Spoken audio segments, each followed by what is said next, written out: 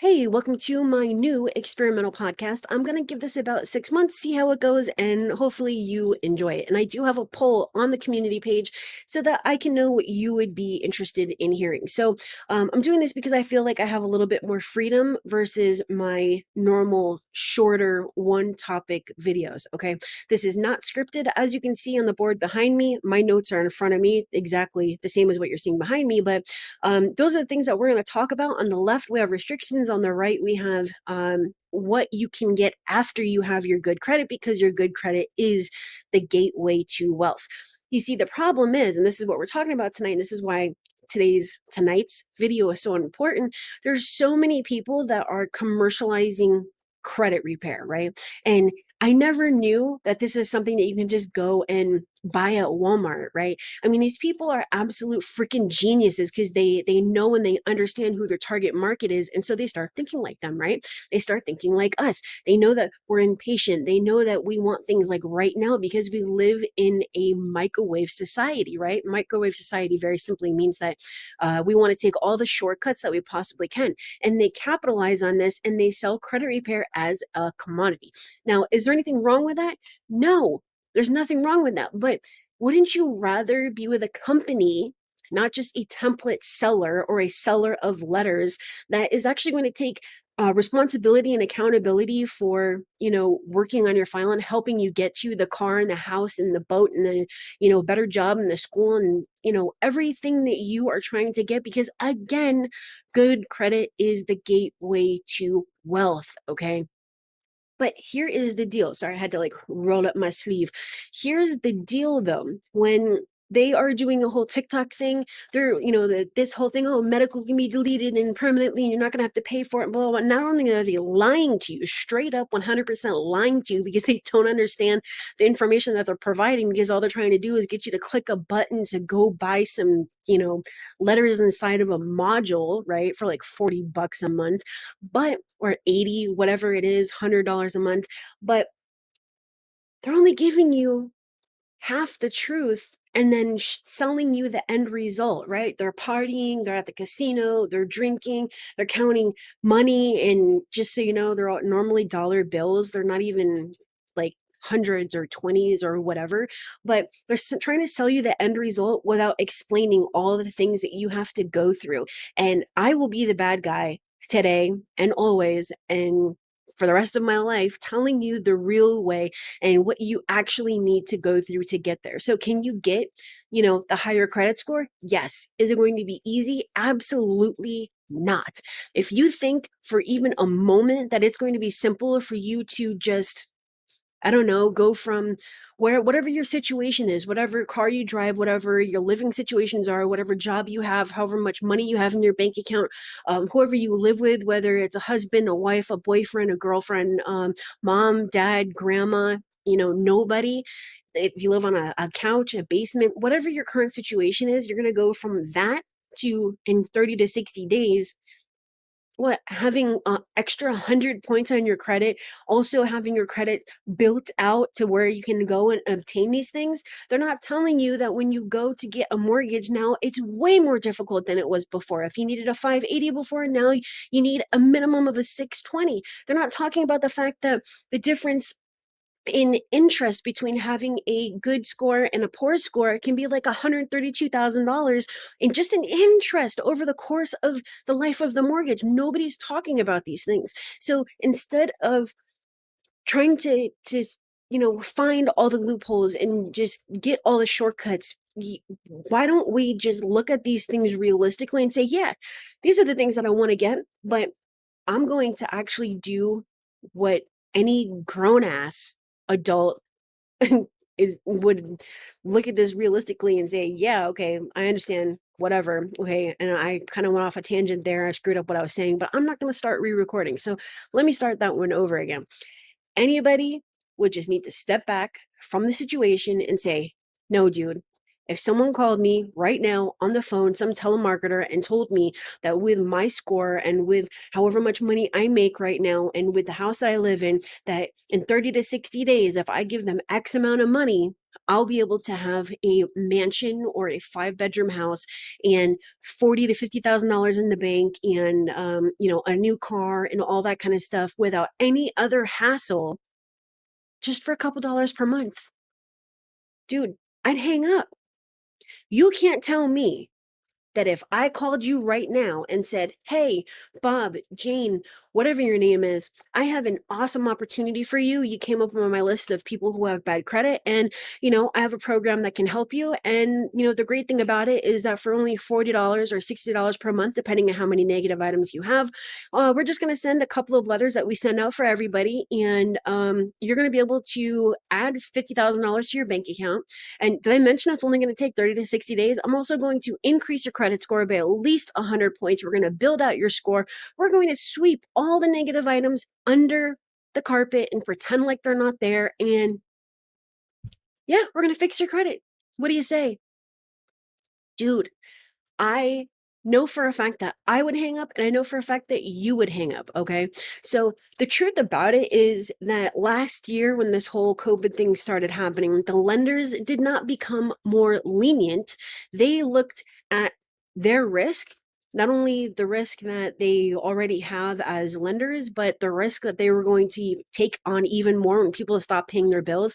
And they stopped lending, or they made it really, really difficult to obtain new accounts. And the people who already had accounts, even the people who had never been late and never had bad credit, now they were the ones that were paying for the people who started to not pay their bills, right? So they had lowered limits, or they had their accounts closed, or whatever. And so now you have all these people who are suffering, and there's no way to get better credit or more credit or higher credit limits. And no one was talking about that. It was, oh, hey, you can still get in 30 to 60 days. No, dude. What are you going to do when your account's closed? Look at Wells Fargo right now. I just saw an article the other day that was just talking about, how the banks were closing last year and blah, blah, blah. And now added on top of that, we have Wells Fargo. Dude, you have to realize that credit is not something that is guaranteed to you. It is a privilege. It is a privilege to have, and it can be taken from you. People who have Wells Fargo accounts that were like, it was like $250 up to $100,000, they were given 60-day notice that this available credit, or their accounts, were going to be taken from them, and there was nothing that they could do. Absolutely nothing. What if that was what you had to fall back on in case of emergency? What if that was what was building up your credit and that you were really counting on? I mean, it's not like it disappears, but it does close and it changes your numbers and everything, right? So these are the things that you have to think about when it's like people are saying that it's so simple to go out and get X, and it's so simple to get Y credit and Y credit score and all that kind of stuff, right? So you had all these people who were, worried about eviction and foreclosure. And now guess what? Those restrictions are being lifted, and now people are facing foreclosure and eviction. And what about the SNAP benefits? I just read something this morning about SNAP benefits and how there's millions of people who are going to be affected by their amount of benefits being minimized, right? So I don't hear anything that's coming out of my mouth to my own ears that sounds like it's something that you should be dancing about. What I hear is that things are going to get even more difficult, harder right now to get to the house, to get to the mortgage, to get to the loans, to get to the higher credit limits, to get to whatever, the better jobs, all that kind of stuff. Okay. So all I'm saying right now, and I'm not trying to go around in circles. That's not what I'm trying to do. What I'm trying to say right now is that just as grown-ass adults, we need to look at things realistically. We need to stop. And I'm putting this on we, because it's not just you, it's not just me, it's not just other people. It's we as a community, us. We need to stop living in a microwave society. We need to look at things realistically, and we need to say, yeah, these are the things that I need, but I know that there is a path to get there, and I'm not going to allow someone to sell me the end result.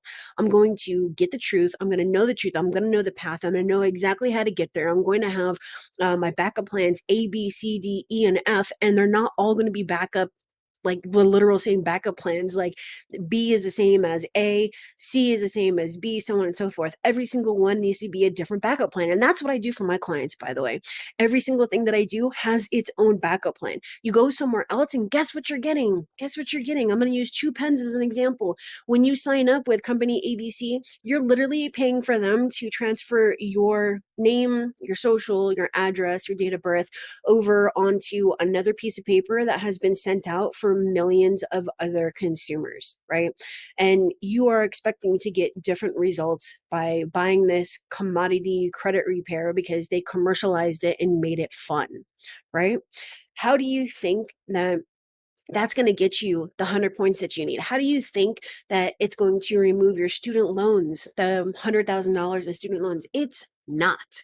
It is not. The only way to get there, the only way to see that extra money in your bank account, the only way that you're going to see that nice house, the only way that you're going to be able to put your kids into a better school, the only way that you're going to be able to pay for your insurance, the only way that you're going to be able to do any of these things is by going through the process. And that process does not include either A, using templates yourself, or B, going with a company that does the same thing for other people. Okay. I'm going to have another video that talks about that in the future. Because I don't want to like pack too many things into this, but I really just, what I want for you to do, what I really wish for you is to take off the horse blinders, right? Like we all live in our own realities. Like, I don't even know what reality means, but it's like walking around with these horse blinders, and you need to just take them off and see things for what they are. And right now, the worst thing that can happen is for you to believe some video or watch some TikTok or read some article or buy some course or watch some commercial or hear some radio ad or whatever that promises you things that they can't control. What am I talking about? Well, I'm glad that you asked. What I'm talking about is there's all these companies out there that not only are commercializing, and I'm welding my pens here, so I'm going to put them down. There's all these companies out there that are basing their probability of result on things that they cannot control. So if it were as simple as being able to force the bureaus, creditors, and collectors to remove things from your credit report, then you would be paying, dude, you would be paying so much money that you would be in debt just to fix your credit report. You would go into debt to fix your debt or the reporting of your debt for like the rest of your life. If this were so simple and guaranteed to remove whatever it is from your credit report by forcing the bureaus and the creditors and the collectors, then this would be something that all the mortgage places, all the dealerships, all the everywhere would be offering because they could guarantee it, start the paperwork at the same time, charge you on the back end, and guarantee that you use their services, right? Why wouldn't they do that? Why isn't this in every single dealership and mortgage and whatever? Why won't they even touch it? It's because there's no way to force the bureaus to do anything. You have to hold them accountable and make them know that they are not exempt from the law by continuing to dispute, by disputing the right way, by not allowing them to get away with violating your rights. That is what you do. That is literally what you need to do. And you don't do it by sending the same letters every single month. You don't do it by disputing online. You don't do it by calling in your disputes. You don't do it by doing fraudulent identity theft disputes. You do it by using the evidence, which is your credit report, to get your negative items removed. Okay. Like, don't you think that if it were that simple, that I could just tell you right off the bat that it's going to be, I don't know, 60 days, it's going to be 30 days, 60 days, 90 days, and I'm going to remove your student loans and your foreclosures and your repossessions and your bankruptcies or whatever it is that you have on your credit report. But I'm going to charge you $5,000. I'm going to charge you $5,000. It's going to be 60 days. And regardless of what you have on your credit report, it's going to be removed. I don't care what it is. Guess what? People would line up in herds. I want to say droves, but like herds. I would literally have herds at the door of my office. Why? Why? Because they know that those things don't exist anywhere. Like somewhere in the back of your mind, you know that that does not exist. And if it did, I would be the first person to offer it to you, because the things that I tell you and show you and prove to you and actually do for my clients are the things that I know that work. And so don't you think it would be easier for me to provide a service with a guarantee of the deletion because I'm able to force the Bureau of Creditors and Collectors to do something? Yes, it would. It absolutely 100% would. Okay. So I'm going a little bit, on a tangent here, but what I want for you to understand is that nobody can force the Bureau's creditors or collectors to do anything. They also cannot remove your debt by disputing a negative item and getting it removed. If it's removed, you still owe it. Okay. Unless the debt is canceled or you pay it, you still owe it. All right. So that is also a different conversation for a different day, because there's so many people who do not understand. I get these calls every single week. There's so many people who do not understand that by that, number one, your credit report is something that actually does not exist. It is literally just like if I went to Google and typed in credit report for Kristen Vargas and then, went to my printer and this is my credit report, that's all it is. It's a query run in a database, and then your credit report is the result.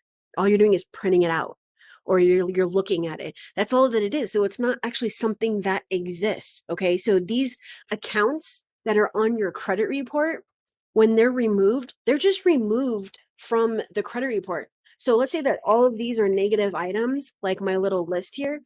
Once they're removed from the credit report, now we don't have any negative items. You see how they've disappeared? And I hope that this didn't cut off my speaking here in the mic. But anyways, negative items on credit report, no negative items on credit report. But guess what? They still exist. So all these items that you need to pay, they still exist. They're just not on your credit report.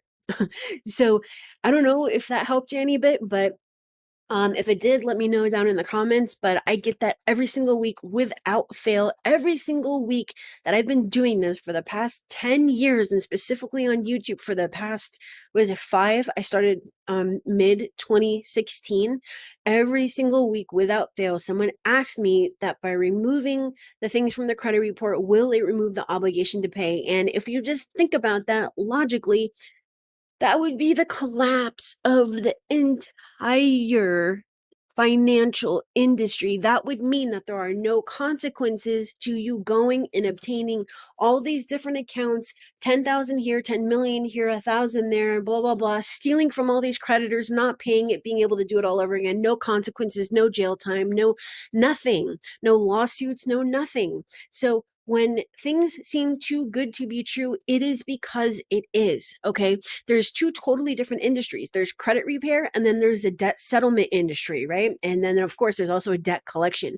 So when you remove from your credit report, it's still there. You need to pay it. Otherwise, they're going to take you to court. When they take you to court and you pay it, it's still going to be on your credit report. It's just going to show as paid. When you go and do debt settlement and you pay it, it doesn't remove it from your credit report. It's still going to be on there, but it's going to show as paid or settled in full for less than the full balance, which is still absolutely negative. So I hope that that clarified.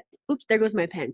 I hope that that clarified that part. But as far as these things go, yes, you can get there. You can get to the car, the house, the boat, the school, the insurance, the hard money loans, the higher credit limits, or credit limits to begin with, the smaller cards, the medium cards, the big cards.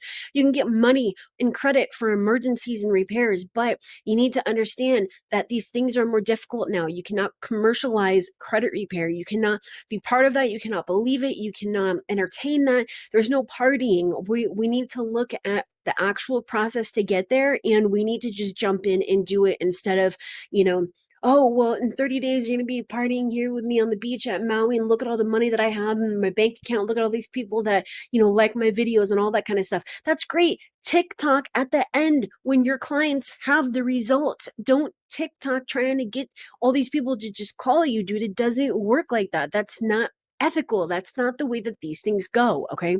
So I think that is the end of my first experimental podcast. Yes, I go on rants. So if you don't like that, these are probably not the videos that you want to watch. Okay. But that is the end Thank you for being with me. If you are still here, obviously, otherwise, I'm just talking to myself for 19 minutes and 31 seconds. I will see you later. I don't know what I'm going to post tomorrow, but most of my videos are recorded 2 to 3 months in advance, except for ones like these where I make them kind of spur of the moment. So I'll see you later. If you like this, hit the like. If you didn't, hit the thumbs down. Otherwise, I'll see you later. Drop me a comment, subscribe if you haven't done so. And that is the end. Bye.